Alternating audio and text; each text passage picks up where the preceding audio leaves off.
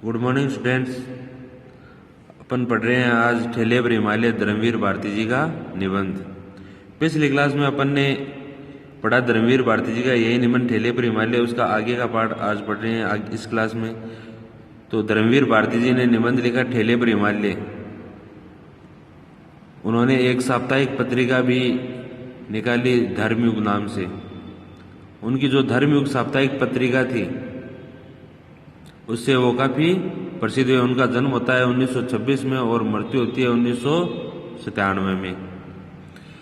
धर्मवीर भारती जी ने यह निबंध ठेले पर हिमालय जब अपने दोस्त के साथ एक पान की दुकान पर खड़े होते हैं और वहाँ पर ठेले वाले को बर्फ़ डाले हुए ले जाते देखते हैं। ठेले पर बर्फ़ डाल रखी है और वो ले जा रहा है ठेले वाला, वो देखते हैं और उनके मन के अंदर एक उत्सुकता पैदा होती है उस बर्फ़ को देखकर। जो उनके मित्र हैं वो कहते हैं यही बर्फ़ हमारे हिमालय की शोभा है, यही बर्फ़ हमारे हिमालय की शोभा है। और उनके मन में एक निबंध लिखने की उत्सुकता पैदा होती है और वो निबंध लिखते हैं ठेले पर हिमालय।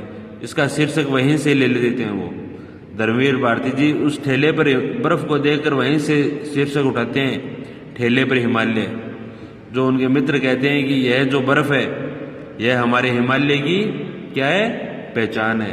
उनके दोस्त थे उत्तराखंड के कौसानी गांव से, कौसानी से, जो कि अल्मोड़ा के पास है कौसानी। और आगे वो कहते हैं कि जो हमारा कौसानी है वही हमें स्विट्जरलैंड की याद दिलाता है। कौसानी हमें किसकी याद दिलाता है? स्विट्जरलैंड की। जिस प्रकार स्विट्जरलैंड प्रसिद्ध है उसी प्रकार हमारा कौसानी भी प्रसिद्ध है। और वहीं पर महात्मा गांधी भी गए। महात्मा गांधी जो बापू के नाम से प्रसिद्ध है, महात्मा गांधी, वो कौसानी में जाते हैं और वहाँ पर योग करते हैं। अनासक्ति नाम से एक योग होता है, वो योग करते हैं और कौसानी को स्विट्जरलैंड की संज्ञा देते हैं। धर्मवीर भारती जी दोस्त के बुलाने पर कौसानी जाते हैं और वो देखते हैं सोमेश्वर की घाटी। सोमेश्वर की घाटी से उत्तर में जो ऊंची पर्वतमाला है, सोमेश्वर की घाटी है, उसकी जो उत्तर साइड में, उत्तर दिशा में जो ऊंची पर्वतमाला है उस पर बिल्कुल शिखर पर कौसानी बसा है। हिमालय के अंदर बड़ी बड़ी घाटियां हैं, जो एक घाटी है सोमेश्वर की घाटी और उसकी उत्तर दिशा में, सोमेश्वर की उत्तर दिशा में जो ऊंची पर्वतमाला है और उसके शिखर पर, शिखर यानी चोटी पर कौन सा गांव बसा हुआ है? कौसानी बसा हुआ है। कौसानी से दूसरी ओर फिर ढाल शुरू हो जाता है। चोटी पर बसा हुआ है तो इस साइड भी ढाल, उस साइड भी ढाल, गहरी गहरी खाइयाँ, गहरी गहरी घाटियाँ। अगर शिखर पर गांव बसा हुआ है तो चारों तरफ घाटियाँ होगी, खाइयाँ होगी। तो उसके दूसरी साइड भी फिर क्या शुरू हो जाता है? ढाल शुरू हो जाता है, क्योंकि शिखर पर बसा हुआ है कौसानी। कौसानी के अड्डे पर जाकर बस रुकी। अड्डा यानी जो बस स्टैंड होता है, बस स्टॉप होता है। कौसानी के अड्डे पर जाकर बस रुकी। छोटा सा बिल्कुल उजड़ा सा गांव और बर्फ का तो कहीं नाम निशान नहीं। अब जो धर्मवीर भारती जी अपने दोस्त के साथ और अपने मित्र के साथ यहाँ पर आते हैं कौसानी को देखने के लिए, बर्फ को देखने के लिए। तो जब कौसानी के बस स्टैंड पर आकर जो बस रुकती है तो वो देखते हैं बिल्कुल गांव तो कैसा है, बिल्कुल उजड़ा हुआ सा, यानी उजड़ा हुआ सा गांव है। इस गांव में किसी भी उजड़ा गांव वो होता है जिसमें किसी भी प्रकार की सुख सुविधा नहीं होती है। जो अपन सोच कर आते हैं वो सुख सुविधाएं वहां पर नहीं मिलती है, तो वह हमें उजड़ा हुआ सा, वीरान सा, निर्जन सा प्रतीत होता है। ऐसे मन में लगता है जैसे ये गांव उजड़ा हुआ है, इसमें कुछ सुविधा नहीं है। जो अपन सोच कर आए थे वह इसके अंदर अपन को दिखाई नहीं दे रहा है। अपन जो मन में सोच कर चलते हैं और वह चीज हमें दिखाई नहीं देती है तो वह हमें उजड़ा हुआ सा प्रतीत होता है। छोटा सा बिल्कुल उजड़ा सा गांव और बर्फ का तो नाम निशान नहीं। धर्मवीर भारती जी देखने आते हैं बर्फ को, कि कौसानी में बर्फ गिरती है। और महात्मा गांधी ने भी कौसानी को स्विट्जरलैंड की संज्ञा दी है, तो धर्मवीर भारती जी उसे देखने के लिए आते हैं। तो बस स्टैंड पर उतरते हैं और उन्हें वह गांव कैसा लगता है, उजड़ा हुआ सा प्रतीत लगता है, क्योंकि जो वह मन में सोच कर आए थे वो उन्हें दिखाई नहीं दिया, तो उन्हें उजड़ा हुआ सा प्रतीत होता है। और बर्फ को देखने के लिए आए थे तो बर्फ का तो कहीं पर नामो निशान ही दिखाई नहीं दे रहा है। बिल्कुल ठगे से रह गए हम लोग। अब धर्मवीर भारती जी क्या कह रहे हैं कि हम लोग यानी एक उनका जो साथी था जो उनके साथ आया था, और एक उनका मित्र जो उन्हें लेने गए थे, जो उन्हें उनके मित्र लेने गए थे, और एक उनके साथी, तो कह रहे हैं कि हम लोग बिल्कुल ठगे से रह गए। ठगे से क्यों रह गए? क्योंकि वे देखने आए थे बर्फ, और बर्फ वहां पर उनको दिखाई नहीं देती है, दिखाई नहीं दी तो वे क्या है, बिल्कुल ठगे से खड़े रह गए। यार अपन जिस काम के लिए आए थे और वो काम अपना सिद्ध हुआ नहीं, बर्फ अपन को दिखी नहीं, तो इस गांव में आने का अपना क्या औचित्य, क्या मतलब निकला? जब इस गांव में अपन बर्फ को देखने के लिए आए थे और बर्फ हमें दिखाई नहीं दी, तो इस गांव में आने का हमारा औचित्य क्या है, क्या मतलब निकला हमारा यहां आने का? तो इस प्रकार वह ठगे से रह गए। कितना खिन्न था मैं, यानी मन में एक खेद प्रकट होता है कि अपन जिस काम को आए थे और वो काम अपन का सिद्ध नहीं हुआ, तो वो खिन्न हो उठे। अन्न खाते हुए बस से उतरा, तो लेखक अन्न खाते हुए बस से उतरा कि जहां था वहीं पत्थर की मूर्ति सा स्तब्ध खड़ा रह गया। कौन है? धर्मवीर भारती जी। अब कैसे कि अन्न खाते हुए बिना मन से, कि हम तो यहां पर आए और जो हम जिस काम से आए थे वो काम हमारा सिद्ध हुआ नहीं। हम बर्फ देखने के लिए आए थे, बर्फ यहां पर हमें दिखाई नहीं देती है, बर्फ देखने के लिए आए थे और बर्फ दिखाई नहीं दी, तो वह अन्न खाते हुए बिना मन से बस से उतरे, और जहां था वहीं पत्थर की मूर्ति सा स्तब्ध खड़ा रह गया। अब वो जैसे ही बस से उतरते हैं और वो देखते हैं वहां का प्राकृतिक सौंदर्य, कौसानी का प्राकृतिक सौंदर्य देखते हैं, बस से उतरते हैं और प्राकृतिक सौंदर्य कौसानी का देखते हैं, तो पत्थर की मूर्ति के समान स्तब्ध से खड़े हो जाते हैं। जिस प्रकार पत्थर की मूर्ति कहीं हिलती डुलती नहीं है, उसी प्रकार गतिहीन, स्तब्ध यानी गतिहीन, बिना गति के, बिना हिले डुले, वो उस पत्थर की मूर्ति के समान वहां पर खड़े हो जाते हैं। कौन है? धर्मवीर भारती जी। कितना अपार सौंदर्य बिखरा था सामने की घाटी में। जैसे वो बस से उतरते हैं तो पत्थर की मूर्ति से खड़े हो जाते हैं। क्यों हो जाते हैं? क्योंकि जो सामने की घाटी थी उसके अंदर अपार यानी बहुत सारा, कितना अपार सौंदर्य बिखरा था सामने की घाटी में।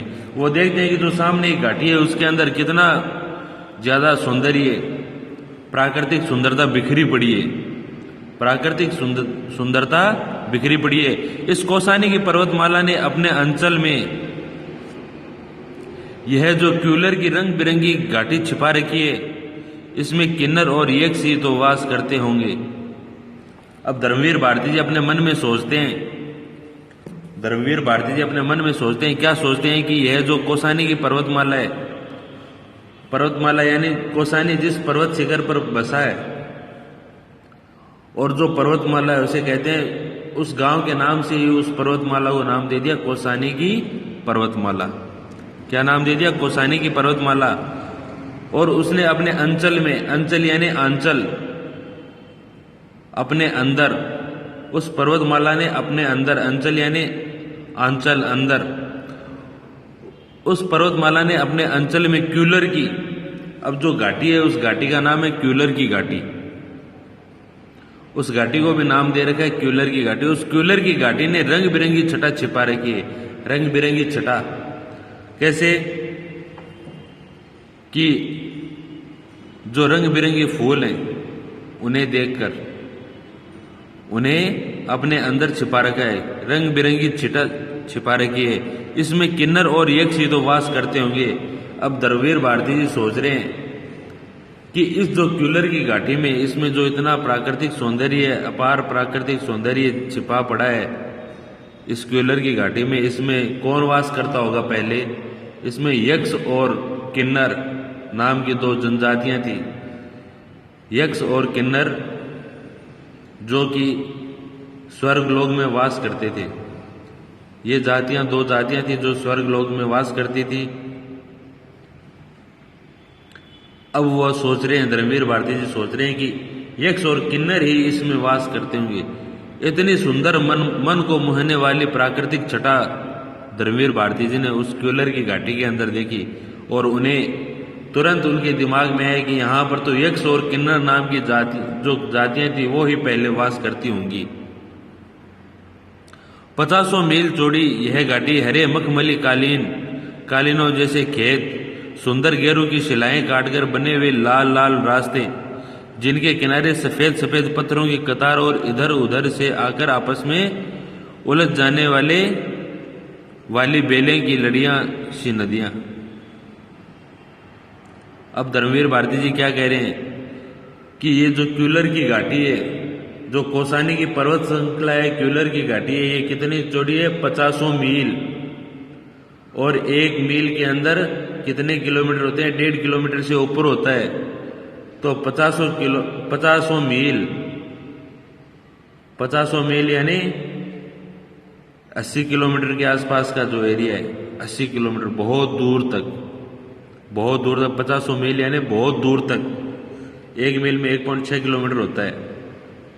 तो आप देख लेना 50 मील चौड़ी यह घाटी।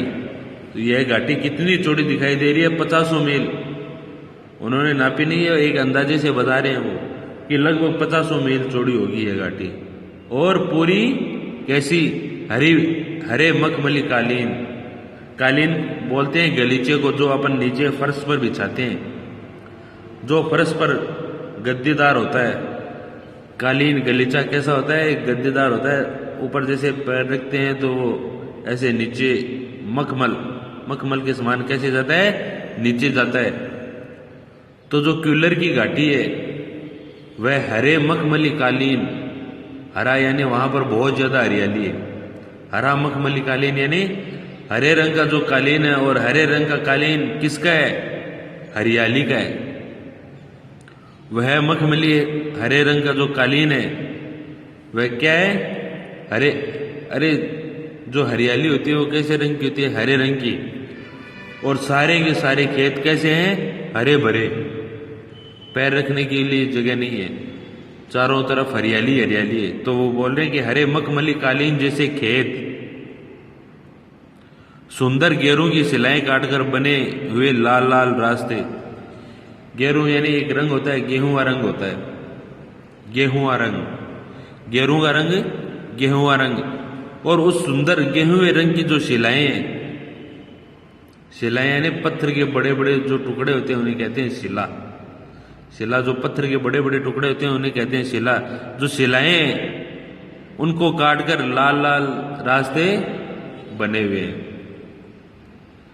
जिनके किनारे सफेद सफेद पत्थरों की कतार यानी लाइन, और उनके दोनों तरफ किनारों पर सफेद पत्थर लगाए हुए हैं और पत्थरों पर कलर किया हुआ है सफेद। और चारों तरफ हरियाली छाई है, हरे मखमली कालीन जैसे हरियाली चारों तरफ छाई है। ऊपर से नीचे घाटी में देखते हैं तो ऐसे लगता है जो हरी चद्दर है वो डाली हुई है। कालीन जो हरा मखमली कालीन है वो गलीचा वो बिछाया हुआ है पूरा का पूरा। अरे ऊपर से जब अपन नीचे देखते हैं तो वो जो पेड़ हैं वो एक बराबर के दिखाई दे रहे हैं। हरियाली कैसी दिखाई दे रही है? खेत जो हरे भरे हैं उनके अंदर जो फसलें बोई हुई है वो एक समान है। तो वो किसके समान लग रही है? वो गलीचे के समान लग रही है। शिलाएं काटकर बने हुए लाल लाल रास्ते, जिनके किनारे सफेद सफेद पत्थरों की कतार और इधर उधर से आकर। अब वो कह रहे हैं कि जो रास्ते बने हुए वो कैसे दिखाई दे रहे हैं? रास्ते उन पहाड़ों को, पत्थरों को काटकर, शिलाओं को काटकर जो रास्ते बनाए हैं वो लाल लाल दिखाई दे रहे हैं। और उनके दोनों तरफ किनारों पर सफेद पत्थर लगाए हैं। जो पत्थर है उनके कलर कर दिया सफेद, तो दोनों किनारों पर सफेद पत्थर, रास्ते कैसे लाल, और चारों तरफ हरियाली छाई है। मखमली कालीन के जैसे एक बराबर। ऊपर से पहाड़ से देखते हैं तो नीचे ऐसा नज़ारा दिखाई दे रहा है। वो उस नज़ारे की बात कर रहे हैं। कौन है? धर्मवीर भारती। जो उन्हें जो नज़ारा दिखाई दे रहा है ऊपर से पहाड़ से नीचे जो नज़ारा दिखाई दे रहा है उस नज़ारे की बात कर रहे हैं और कह रहे हैं कि कतार यानी पत्थरों की कतार यानी लाइन, और इधर उधर से आकर आपस में उलझा देने वाली बेले की लड़ियों सी नदियां। अब जो नदियां वो आपस में इधर से उधर आकर आपस में टकरा रही हैं, आपस में उलझ रही हैं। चारों तरफ से क्या आ रही हैं? चारों तरफ से नदियां आ रही हैं। मन में बेसाख्ता यही आया कि इन बेलों की लड़ियों को उठाकर कलाई में लपेट लूं और आंखों से लगा लूं। अब कवि क्या कह रहे हैं? कवि कह रहे हैं कि मन में बेसाख्ता यही आया कि बेलों की लड़ियों को उठाकर कलाई में लपेट लूं।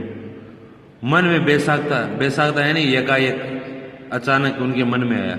यकायक उनके मन में ये आया कि जो ये लताएं हैं, बेले की लड़ियां यानी जो लताएं हैं, उन्हें उठाकर क्या कर ले? अपने हाथों पे कलाई जो अपना हाथ होता है इस कोहनी से नीचे, इसे कहते हैं कलाई, कि इस कलाई में लपेट लूं और आंखों से लगा लूं। और उन्हें किससे लगा लूं? अपनी आंखों से। अकस्मात हम एक दूसरे लोक में चले गए। अकस्मात यानी अचानक। कवि कह रहा है कि हम अचानक एक दूसरे लोक में यानी दूसरे संसार में चले गए। यानी उनके मन में हुआ कि हम किसी दूसरे संसार में आ गए हैं। इतना सुकुमार, इतना सुंदर, इतना सजा हुआ और इतना निष्कलंक यानी बिना कलंक का, कि निष्कलंक की लगा इस धरती पर तो जूते उतारकर पांव पहुंचकर आगे बढ़ना चाहिए।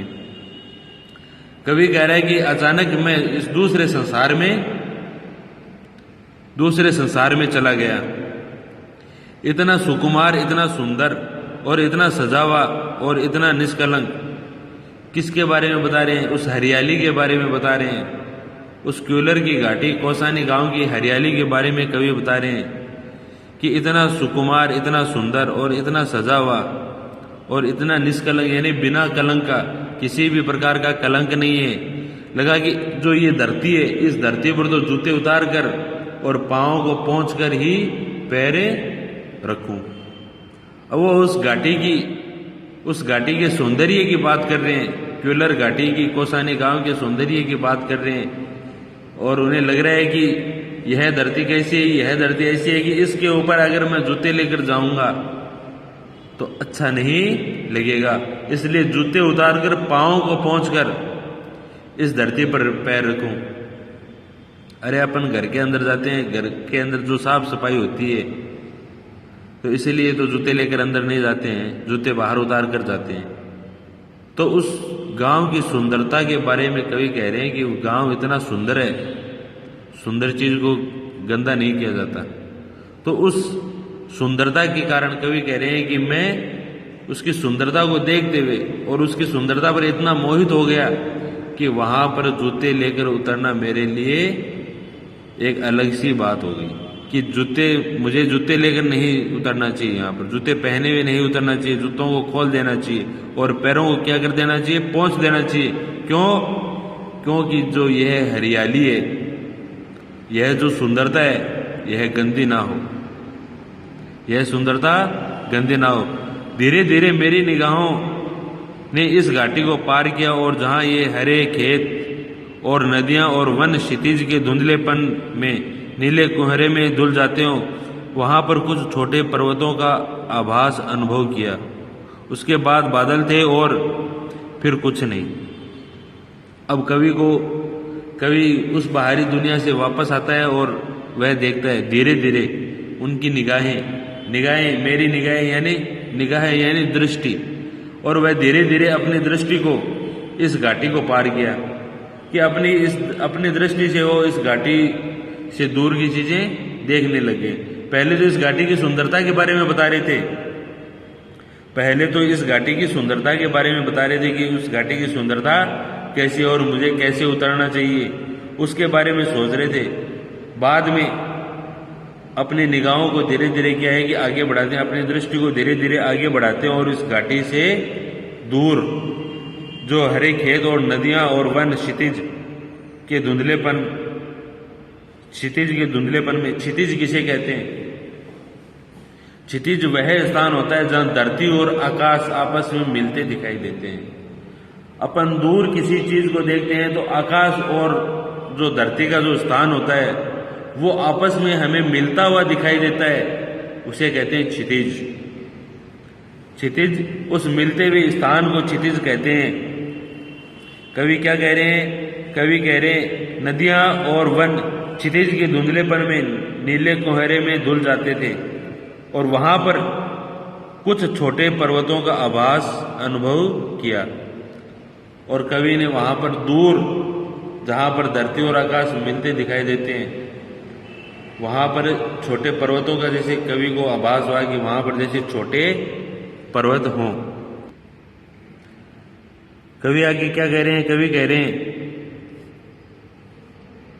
कि नीले कोहरे में धुल जाते थे, वहां पर कुछ छोटे पर्वतों का आभास अनुभव किया। उसके बाद बादल थे और फिर कुछ नहीं। कुछ देर उन बादलों में निगाहें भटकती रही कि कुछ देर। अब कवि वहां पर क्या देखना चाह रहे थे? कवि कुछ और चीज देखना चाह रहे थे, जिस चीज को देखने के लिए वह यहाँ कौसानी के अंदर आए थे। और उस चीज को ढूंढते ढूंढते उनकी निगाह बादलों में क्या गई?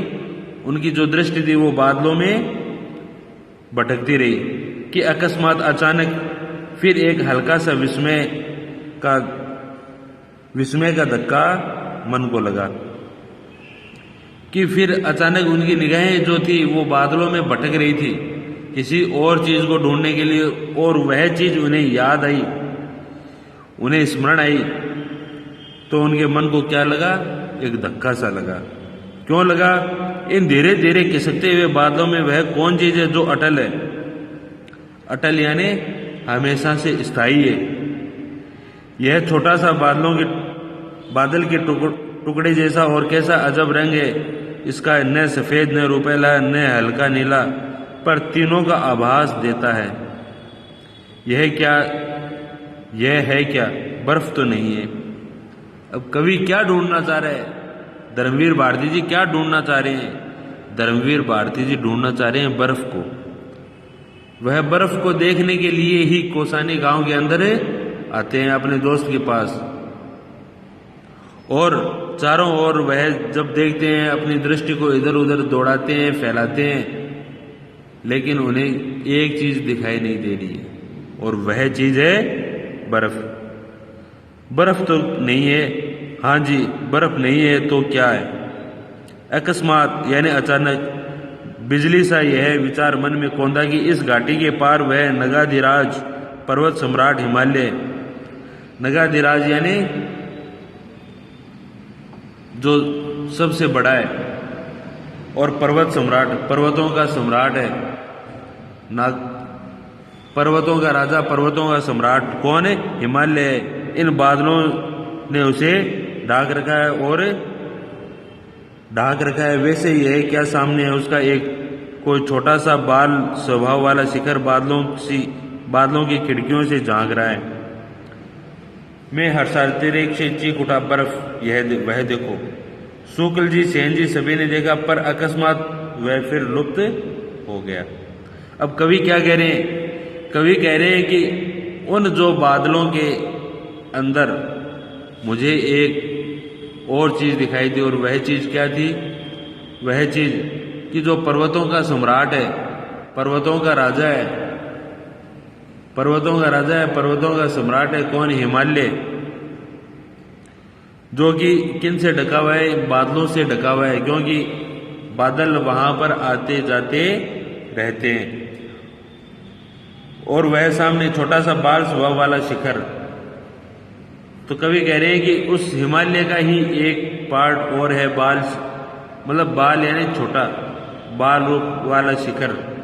वह इन्हें बादलों की खिड़कियों, यानी बादल आते हैं तो वह क्या है? ढक जाता है, और बादल थोड़े से जाते हैं तो वह दिखाई देता है। जिस प्रकार अपन खिड़की से कुछ देखते हैं, खिड़की खोलते हैं तो दिखाई देता है, और खिड़की को बंद कर लेते हैं तो कुछ दिखाई नहीं दे रहा है। उसी प्रकार उसी प्रकार उस पर्वत के खिड़कियां कौन है, उस हिमालय की खिड़कियां कौन है, उस बर्फ के पहाड़ों की खिड़कियां कौन है, उस बर्फ के पहाड़ों की हिमालय की खिड़कियां हैं बादल। वो आगे आ जाए तो कुछ दिखाई नहीं देता, और वो थोड़ा सा हट जाए तो हमें वो बर्फ वो पहाड़ दिखाई देते हैं। तो वह क्या कह रहे हैं कि बाल स्वभाव वाला शिखर, यानी जो छोटे से बालक के स्वभाव वाला जो शिखर है वो बादलों की खिड़कियों से झांक रहा है यानी देख रहा है। अरे बड़ा आदमी तो नीचे चला जाता है, लेकिन अपन छोटे बच्चे को घर में कहते हैं कि आपको यहीं पर रहना है, आपको घर में ही रहना है, तो वह कहाँ से देखेगा नीचे कोई उनके दोस्त खेल रहे हैं तो वह कहाँ से देखेगा, वह देखेगा खिड़की से। तो यही बात धर्मवीर भारती जी कह रहे हैं कि वह बाल स्वभाव वाला शिखर, जो शिखर है जो पर्वत श्रृंखला है, वह कैसे स्वभाव वाली है, बाल स्वभाव वाली। और वह क्या कर रही है, वह हमें देख रही है, बादलों की खिड़कियों से झांक रही है, हमारी ओर झांक रही है, हमें वह बाल स्वभाव वाला पर्वत देख रहा है। कभी बादल जो कि उसकी खिड़कियां आगे आ जाते हैं, कभी जैसे मानो दूर चले गए। मैं हर्षातिरेक से चीख उठा, यानी कि उन्हें इतना आनंद हुआ, इतना हर्ष हुआ, इतने वो ज्यादा प्रसन्न हुए और वो चीख उठे, बोले कि बर्फ, वह देखो बर्फ। वह आनंद से इतने चीख उठे और इतना वे प्रसन्न हुए, बोले कि वह देखो बर्फ। शुक्ल जी, सेन जी सभी ने देखा, पर अकस्मात यानी अचानक वह फिर लुप्त हो गया, यानी छिप गया। लुप्त होना यानी गायब होना, अकस्मात यानी अचानक, और वह अचानक से फिर क्या हो गया, गायब हो गया। लगा उसे बाल शिखर जान किसी ने अंदर खींच लिया, खिड़की से झांक रहा है, कहीं गिर न पड़े। अब कवि क्या कह रहे हैं, कवि कह रहे हैं, धर्मवीर भारती जी कह रहे हैं कि वह जो पर्वत है वह किसके समान दिखाई दे रहा है, किसके समान उसे बताया, किसकी संज्ञा दी है, एक छोटे बालक की संज्ञा दी है। उस बर्फ के पहाड़ को, बर्फ के पर्वत को धर्मवीर भारती ने एक छोटे बच्चे की संज्ञा दी है कि जिस प्रकार छोटा बच्चा खिड़की से झांकता है तो उसके जो पेरेंट्स हैं वह उसे वापस अंदर खींच लेते हैं कि खिड़की से मत झांक, कहीं नीचे न गिर जाए, कहीं नीचे न गिर जाए। उसी प्रकार वह पर्वत है जो बादलों की खिड़कियों से क्या है, झांकता है और अचानक लुप्त हो जाता है कि कहीं गिर न पड़े नीचे, कि उस बालक की तरह कहीं नीचे गिर ना पड़े, और तो उसे क्या है, वापस अंदर खींच लेते हैं, यानी बादल वापस आगे आ जाता है और वह छुप जाता है। Okay, thank you. आगे का है जो अपन अपनी जो नेक्स्ट क्लास होगी उसके अंदर पढ़ेंगे। आप एक बार धर्मवीर भारती जी को जरूर पढ़ना, इससे अपने क्वेश्चन बिल्कुल उठता है ठेले पर। हिमालय जो उनका निबंध है, इससे क्वेश्चन बिल्कुल उठता है। तो आपको क्या है कि इनका जो कवि परिचय वो भी पढ़ना है, और जितना मैंने इसमें पढ़ा दिया वो भी आपको पढ़ना है। Okay, thank you.